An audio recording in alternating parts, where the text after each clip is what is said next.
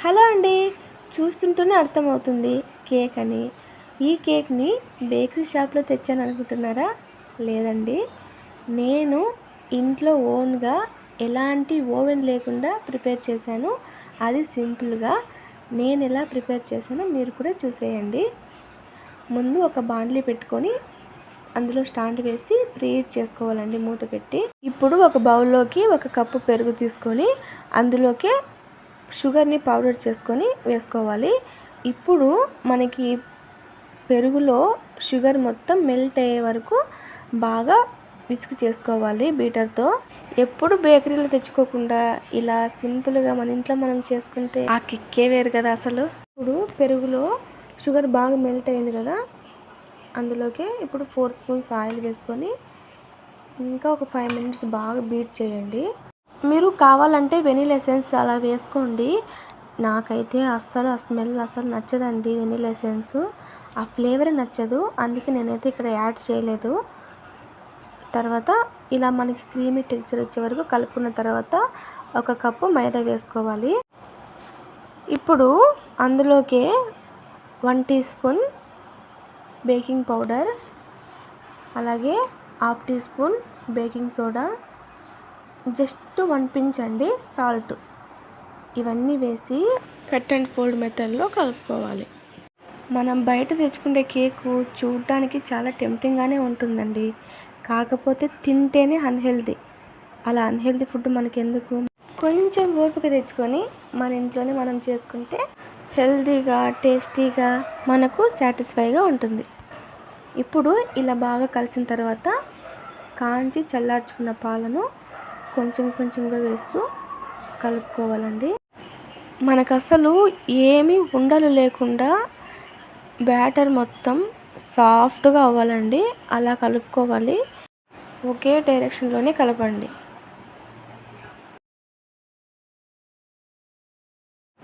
ఒకవేళ మీకు బ్యాటర్ కొంచెం గట్టిగా అనిపిస్తే కొంచెం పాలు అయితే యాడ్ చేయండి. ఇక్కడ నాకు కొంచెం స్టిఫ్ అనిపిస్తుంది, అందుకే నేను ఇంకొంచెం పాలనైతే వేస్తున్నాను. ఇప్పుడు ఇంకా కొంచెం 5 మినిట్స్ అలా కలుపుకొని పక్కన పెట్టేసుకుందాం. ఇప్పుడు కేక్ మౌల్డ్ తీసుకొని అందులోకి ఆయిల్ వేసి మొత్తం స్ప్రెడ్ చేసుకోవాలి.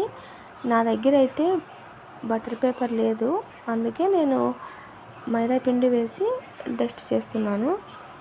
ఇప్పుడు డస్టింగ్ చేసుకున్న తర్వాత మనము కలిపి పెట్టుకున్న బ్యాటర్ని అందులోకి వేసి ఒక 3 టైమ్స్ అట్లా ట్యాప్ చేయండి. ట్యాప్ అయిన తర్వాత ఇందాక ప్రీహీట్ చేసుకున్నాం కదా కేక్ బ్యాటర్ని అందులో పెట్టి మూత వేసి పైన ఏదైనా బరువుకి పెట్టండి, అంటే ఆవిరి అనేది బయటకు పోకుండా. ఇప్పుడు 40-45 మినిట్స్ బేక్ చేసుకోవాలి. 40-45 మినిట్స్ బేక్ చేసిన తర్వాత ఒకసారి మూత తీసి చూసుకుంటే ఇలా స్పోర్క్తో మనం ఇలా గుచ్చినప్పుడు మనకి ఏం అంటుకోకుండా ఉండాలండి, అప్పుడు మనకి కేక్ అనేది రెడీ అయినట్టు. ఇప్పుడు సైడ్కి పెట్టి చల్లారిన తర్వాత డీమౌల్డ్ చేసుకుందాము. జస్ట్ అలా ట్యాప్ చేస్తే మౌల్డ్ నుంచి కేక్ చాలా ఈజీగా వచ్చేస్తుంది. చూసారా, ఏమి కానీ అంటుకోలేదు, బాగా పర్ఫెక్ట్గా బేక్ అయింది. చూసారా ఎంత సాఫ్ట్గా ఉందో, చాలా స్పాంజీగా చాలా సాఫ్ట్గా ఉంటుంది. పిల్లలకి ఇలా ఇచ్చేసినా కూడా వాళ్ళు బ్రెడ్ లాగే తినేస్తారు, అంత బాగుంటుంది. ఇప్పుడు నేను చేసేది హనీ కేక్ కాబట్టి ఇక్కడ స్పోర్క్తో చిన్న చిన్నగా హోల్స్ పెట్టుకుందామండి. ఇలా హోల్స్ పెట్టుకున్నాక ఒక బౌల్లోకి ఒక 2-3 స్పూన్స్ హనీ తీసుకొని అందులోకి వాటర్ కొంచెం యాడ్ చేసి బాగా మిక్స్ చేసుకోవాలి. తర్వాత కేక్ మీద ఆ సిరప్ కేక్ మీద వేసుకోవాలి. మనకి కేక్ జ్యూసీగా వస్తుందండి సిరప్ వేయడం వల్ల. ఇలా మొత్తం అంచుల దగ్గర మొత్తం అంతా సిరప్ ఎంత బాగా వేస్తే హనీ కేకు అంత జ్యూసీగా ఉంటుంది. ఇలా మొత్తం అంతా వేసుకోవాలండి. తర్వాత ఇక్కడ కిసాన్ జామ్ తీసుకుంటున్నా. ఆ కిసాన్ జామ్ గట్టిగా ఉంటుంది కదా మనకు, అది ఒక బౌల్లోకి వేసుకొని మన స్పూన్తో బాగా మ్యాష్ చేసామనుకోండి, అది ఇలా క్రీమీగా అవుతుంది. అప్పుడు మనం కేక్ మీద వేసి స్ప్రెడ్ చేయాలి బాగా.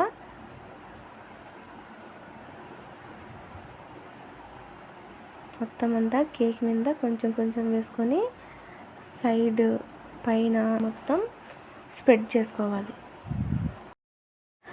నాకైతే ఇప్పుడే తినేయాలనిపిస్తుందండి. చేస్తుంటే చాలా టెంప్టింగ్గా అనిపిస్తుంది చూస్తుంటే. చూసారా ఎలా ఉందో? ఇప్పుడు తురుముకున్న కొబ్బరి పౌడర్ వేయాలండి. మీ ఇష్టం అది. ఎండు కొబ్బరి అయినా పర్లేదు, పచ్చి కొబ్బరి పౌడర్ అయినా పర్లేదు. కేక్ అయితే రెడీ అయిపోయిందండి.